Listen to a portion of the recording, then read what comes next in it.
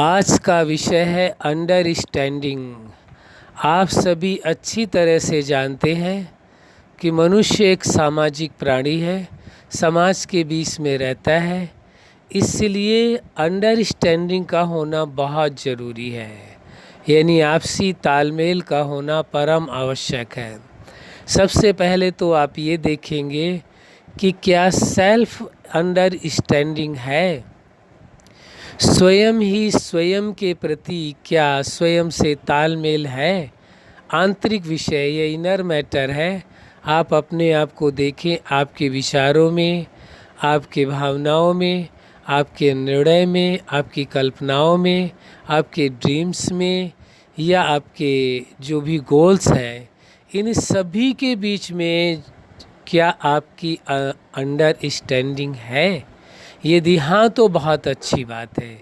यदि understanding self understanding नहीं है तो फिर बाहर की जगत में, रिश्तों के बीच में, परिवार के बीच में, प्रोफेशन में या कहीं भी आप अंडरस्टैंडिंग कैसे रख पाएंगे। इसके लिए बहुत ज़रूरी है सेल्फ अंडरस्टैंडिंग का होना। तो इसको जैसे ही आप ध्यान देंगे, आपके विचार, भावनाओं में, निर्णय में, कर्मों में, सारी चीज़ों में आप इनर मैटर है, जितना ही आप गौर से देखने की कोशिश करेंगे, अपने आप को समझने की कोशिश करेंगे, जैसे ही आपके आंतरिक विषयों में तालमेल होगी, वैसे ही आप ये देखेंगे कि समाज के साथ, बाहर लोगों में, प्रोफेशनल लाइफ में, हर जगह आपकी अंडरस्टैंडिंग रहेगी। अब आप देखें परिवार के बीच में, हर सदस्य के बीच में आपकी क्या अंडरस्टैंडिंग है।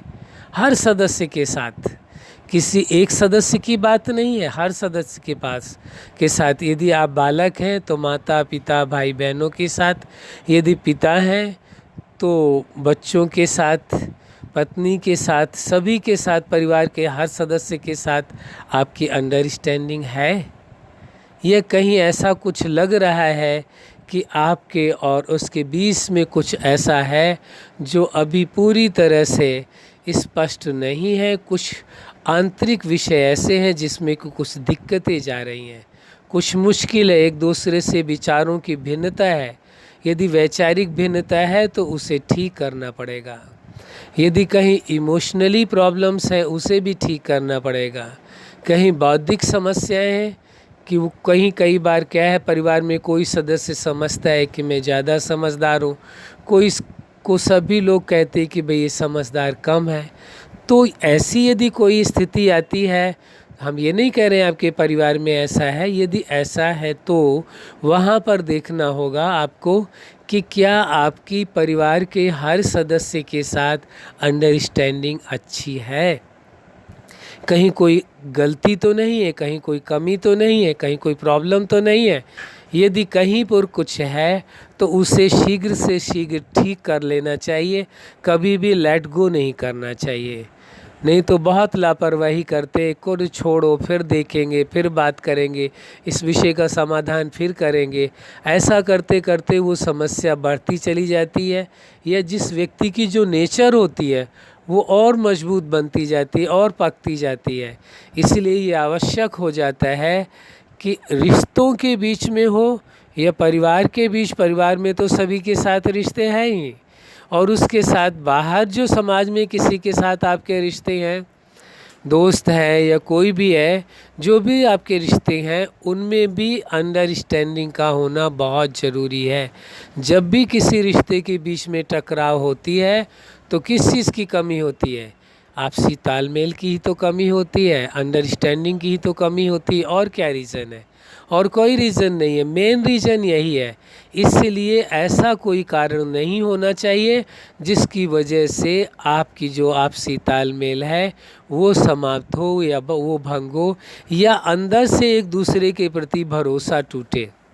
जब अंदर से भरोसा टूटता है, या प्रेम टूटता है, या रिस्पेक्ट टूटता है, तीनों ही चीज़ें महत्वपूर्ण हैं।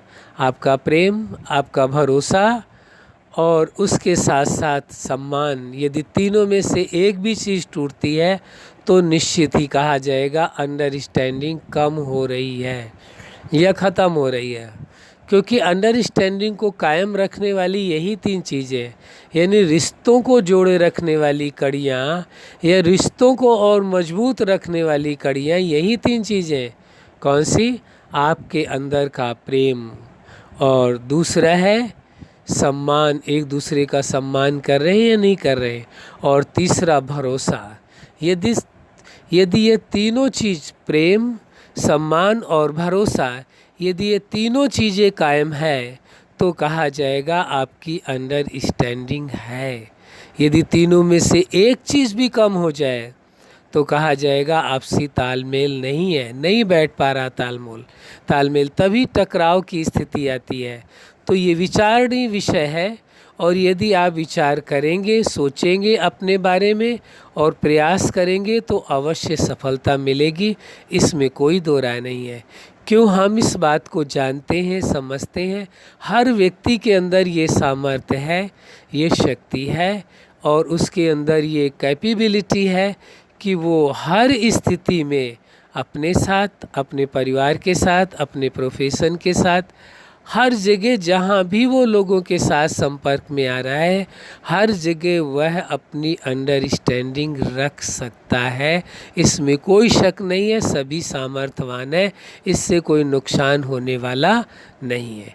इसलिए आपकी स्वयं के प्रति अंडरस्टैंडिंग, रिश्तों के बीच में अंडरस्टैंडिंग, परिवार के बीच में अंडरस्टैंडिंग, और समाज के साथ भी अंडरस्टैंडिंग, चाहे वो स्पिरिचुअल आपकी लाइफ है वहाँ पर भी अंडरस्टैंडिंग, और उसके साथ साथ जो आपका फ्रेंड सर्किल है या प्रोफेशन है वहाँ भी अंडरस्टैंडिंग का होना परम आवश्यक है। तभी आपकी हर कार्य में सफलता है। यहाँ तक कि आपकी अपने कार्यों के प्रति भी अंडरस्टैंडिंग होनी चाहिए। जो कार्य आप करने जा रहे हैं उसके प्रति आपकी तारतम्यता होनी चाहिए, तालमेल होनी चाहिए कि किस तरह से कार्य करना है, क्या करना है, कैसे करना है, वो सब आपस में तालमेल होना बहुत ज़रूरी है। आपकी और आपके कर्म के प्रति, दोनों में आपस में यदि ऐसा होता है तो हर कार्य में आपको सफलता अवश्य मिलती है। अच्छा, आप अपने जीवन में सफलता के शिखर तक पहुँचे, अंडरस्टैंडिंग का ध्यान रखते हुए आप सेल्फ अंडरस्टैंडिंग के साथ साथ अपने रिलेशनशिप में और या हर जगह पर अंडरस्टैंडिंग रखें, जिससे आपके जीवन में खुशियाँ हो, सुख हो, आनंद हो। यही हमारी हार्दिक शुभकामना है। सदा खुश रहें, मुस्कुराते रहें। धन्यवाद।